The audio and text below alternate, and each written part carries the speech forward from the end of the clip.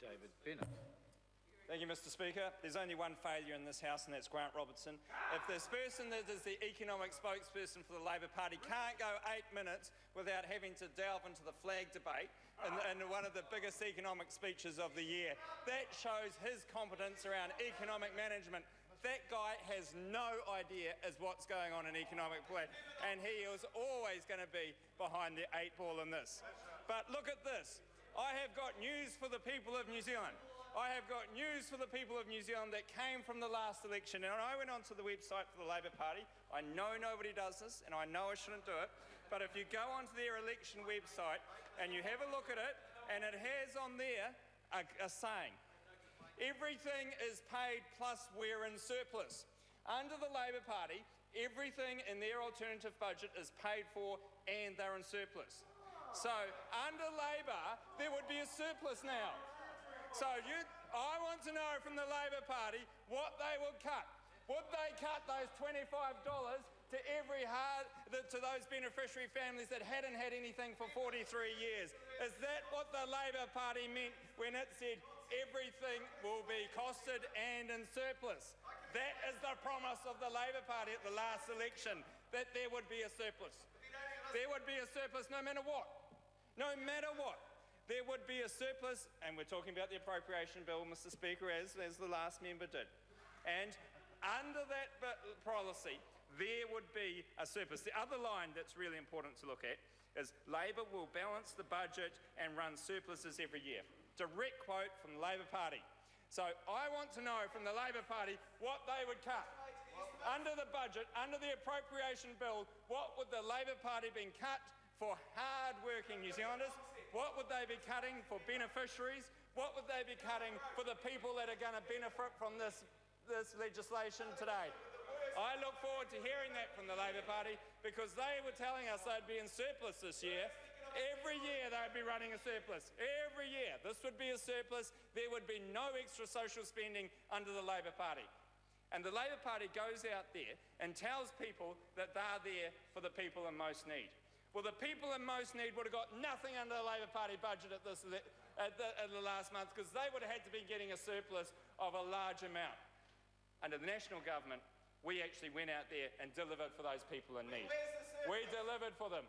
Where's the surplus? It's coming, and that surplus won't be far away. Order.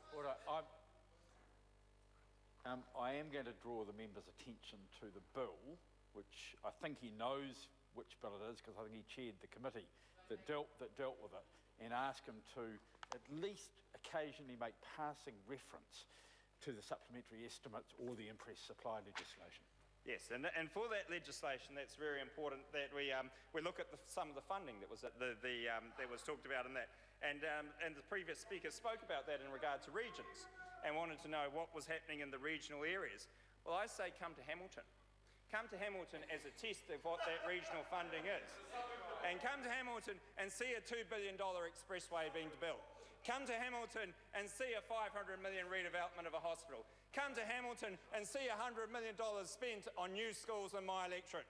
Come to Hamilton and see that we're the first city to have broadband done across the city. Come to Hamilton and you will see that investment in regional New Zealand that this bill is part of, that this government is delivering financial support for the regions. We have delivered for our region. We have delivered the strongest economic base for that city to grow and prosper, unlike the Labor Party, which only comes into our city at election time, and when they do, they leave it before 2 o'clock because they know that they've got nothing to say, and the people of our city understand that our government, through bills like this, have delivered the infrastructure that is needed for our city to grow. And when we hear from the Labor Party, one of their other things they talk about is moving away from primary industries. Well, I would like to see anybody in the Labor Party that's actually milked a cow, that actually knows how to get their hands dirty, that actually knows how to do anything, especially Grant Robertson, the member from Wellington Central. It'd be lovely to see if he's actually done any farm work and also that.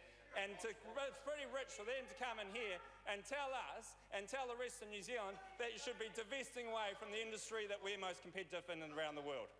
Our most competitive advantage is in the dairy industry, and they bag it day after day in this House. They bag it day after day, and that's not good for New Zealand, and it's not good for our people going forward. And when we look at economic growth, it's interesting to have the New Zealand First Party there, because the last speaker spoke about economic growth and said that if you took away Christchurch and you took away immigration, that economic growth would be very small. Well, there are factors in economic growth, and I looked over there at the New Zealand First Party, and they do want to take away immigration. They want to close New Zealand down to the 1950s. They don't want new people coming to this country. And I say to the members, and that's it. Order. This is now the second strike for the member. The member will address one of the two bills that are being debated now and for the rest of his speech.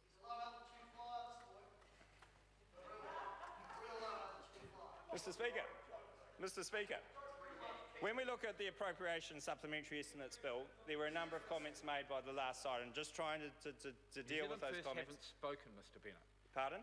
New Zealand First haven't spoken. No, but there were comments made by the other parties. And the budget was delivered against that background of sustained economic growth.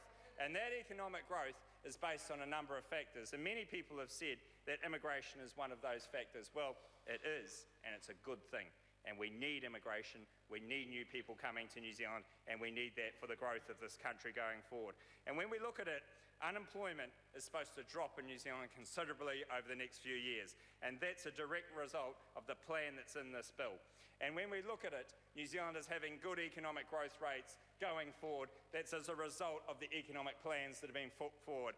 And when we look at it, New Zealanders are going to go into budget surplus either this year or next year. It is a very short-term difference between when it will be happening, but it will happen, and that is in the best interests of New Zealanders going forward. And with those surpluses going forward, we have choices as a country and as a community. And those choices are important because that's where you deliver the social services that bills like this deliver and the budget delivered for New Zealanders.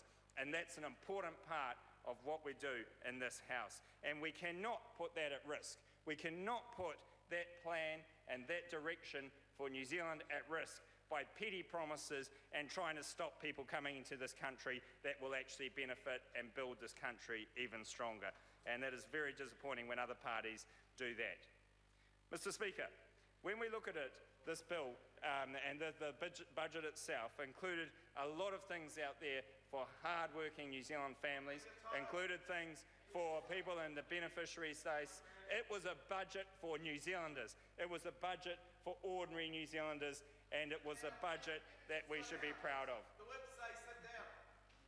No, the whips don't say sit down. The whips say go after the Labour Party, but I won't do that. I'd be unfair on the Speaker if I did that to him, because he is a very fair Speaker sometimes, I would imagine.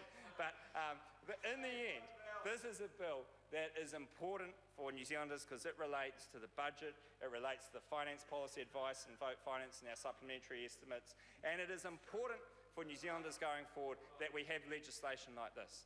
Because if we do this, then New Zealanders can all benefit. And we can all benefit, and we don't have promises that are made that are untrue, unfair, and will not deliver for New Zealanders. And that's what the opposition was pretending in its is. And when we look at this budget, and we look at a budget that has gone through this House in a very good way, then we look at the way that the public has responded to that budget. They understand the financial implications of that budget.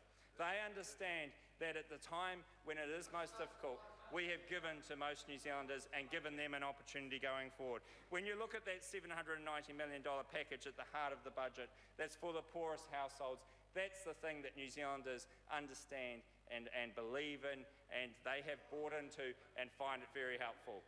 And New Zealand First may say things over there in that corner, but the thing is that New Zealanders do get it. They do get it.